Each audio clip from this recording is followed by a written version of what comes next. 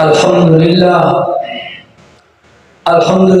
وحدہ والصلاة والسلام علی من لا نبی بعدہ قال رسول اللہ صلی اللہ علیہ وسلم انا العاقب والعاقب الذی لیس بعدہ نبی او کما قال علیہ الصلاة والسلام۔ صاحب صدر مخدوم العلماء والمشائخ حضرت مولانا پیر حافظ ناصر الدین خاقوانی دامت برکاتہ العالیہ اور سجادہ نشین کنیا شریف ملک بھر سے تشریف لائے ہوئے علماء کرام اور غیور انسان علامہ اقبال کے شہر کے غیور مسلمانوں، ختم نبوت کے دیوانوں پروانوں، سب کی خدمت میں السلام علیکم۔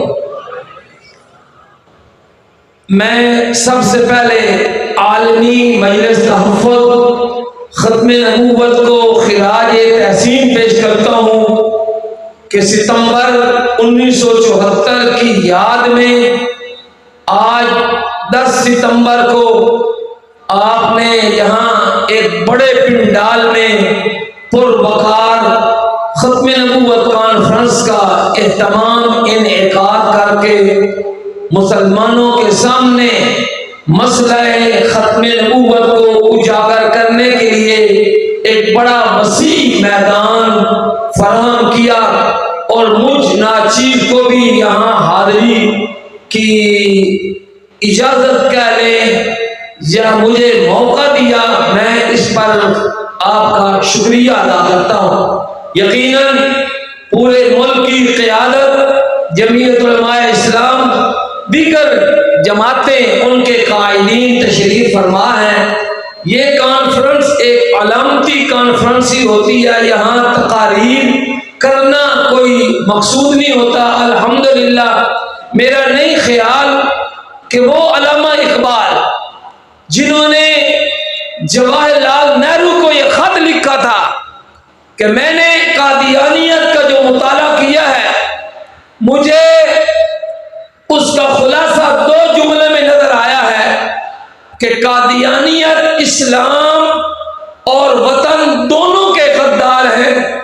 میرا نہیں خیال کہ سیالکوٹ کے باسی وہ مسئلہ ختم نبوت کو نہ جانتے ہوں، ضرور جانتے ہوں گے انشاءاللہ۔ حضرات محترم، علماء، وکلاء اور جماعتیں 100 سال سے، بلکہ 100 سال سے بھی زیادہ وہ اس مسئلے کو سمجھا رہے ہیں، لیکن دوسری طرف سے چونکہ ایک پردہ جیسے عبد المتین خالد صاحب نے بڑی وضاحت کے ساتھ قانونی طریقے سے یہ سمجھایا کہ وہ لوگوں کو رولے میں ڈالنا چاہتے ہیں اور جا کر یورپ میں ادھر ادھر واویلا کرتے ہیں کہ ہمیں حقوق نہیں ملتے، ہمیں حقوق نہیں ملتے۔ تو بھائی بات یہ ہے کہ حقوق حاصل کرنے کے لیے فرائض بھی سر انجام دینے پڑتے ہیں۔ جب تک کوئی بندہ فرض ادا نہیں کرے گا تو حقوق کا کبھی وہ طلبگار نہیں ہو سکتا۔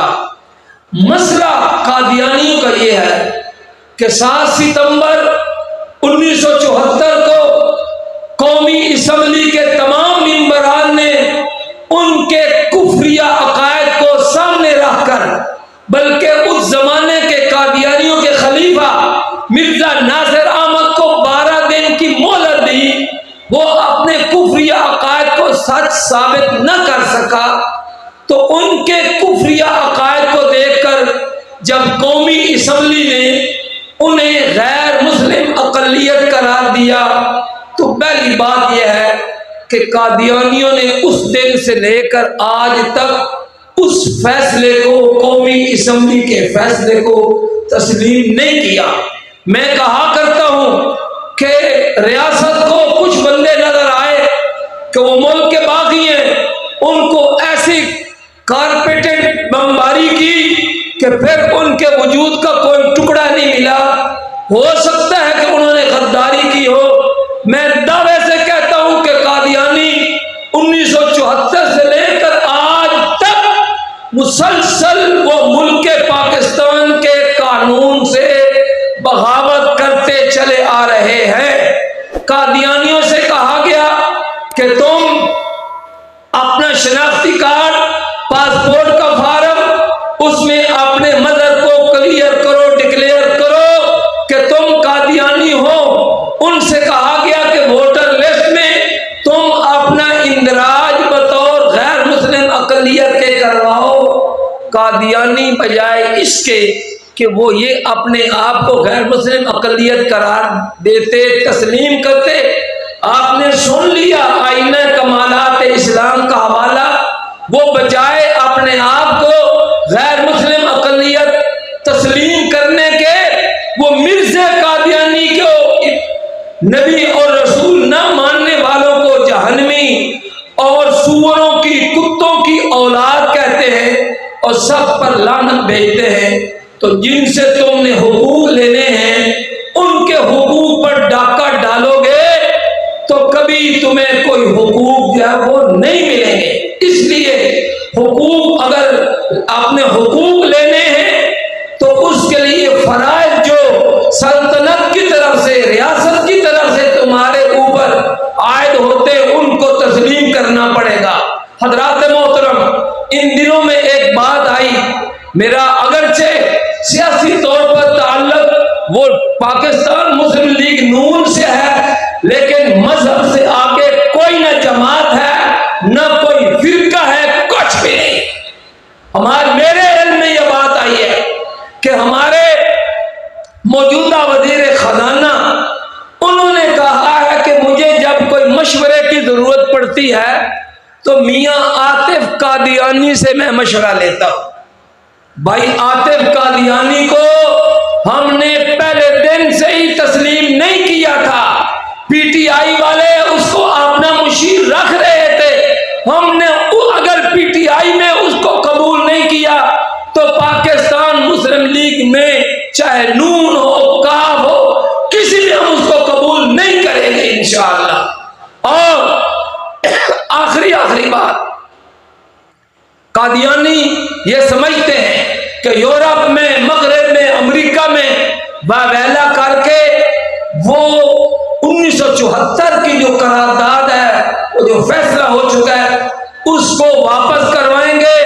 تو میں علل اعلان کہتا ہوں قادیانیوں کو، ان کے گماشتوں کو اور ان کے لیے راہ ہموار کرنے والوں کو کہ قادیانیوں الٹے لٹک جاؤ انشاءاللہ. جب تک یہ شمع ختم نبوت کے پروانے موجود ہیں اب یہ قرارداد واپس نہیں.